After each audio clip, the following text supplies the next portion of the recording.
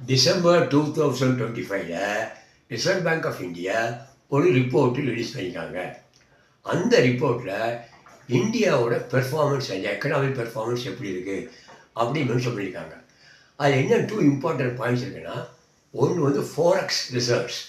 Forex வந்து foreign exchange reserve, இன்னொன்று gold reserve. இந்த ரெண்டுமே இந்தியாவில் பார்த்தீங்கன்னா இன்க்ரீஸ் ஷார்ப்லி, நல்ல இன்க்ரீஸ் ஆயிடுச்சு. அப்போ டோட்டலாக எவ்வளவு இருக்குது ஃபாரின் எக்ஸ்சேஞ்ச் ரிசர்வ்ஸ் அப்படி பார்த்தோம்னா $693.3 பில்லியன் அப்படி இருக்குது.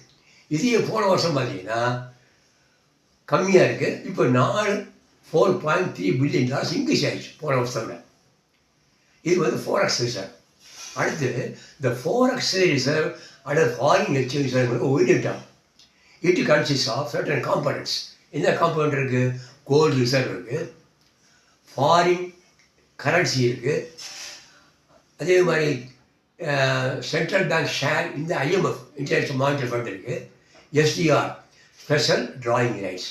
இந்த 4 சேர்ந்து தான் ஃபாரெக்ஸ் ரிசர்வ் அல்லது ஃபாரின் எக்ஸ்சேஞ்ச் ரிசர்வ். இப்போ ஆஸ் ஆன் டேட்டுக்கு $693.3 பில்லியன். இப்போ ஃபஸ்ட்டு கோல்டு பார்ப்போம். இந்த கோல்டு ரிசர்வ் வந்து அது இன்க்ரீஸ் ஷார்ப்லி.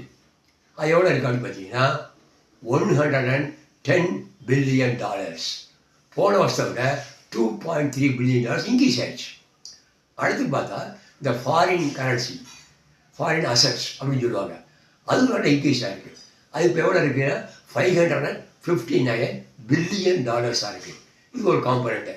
அடுத்த காம்பனண்ட்டு சென்ட்ரல் பேங்க் ஷேர் இன் தி IMF, அவரோட கான்ட்ரிபியூஷன் அதுவும் இன்க்ரீஸ் ஆகிருக்கு.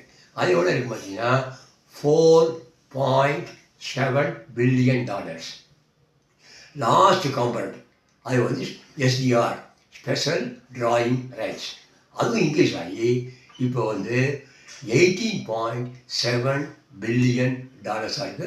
ஒரு spectacular performance of foreign exchange reserve and gold reserves. See you.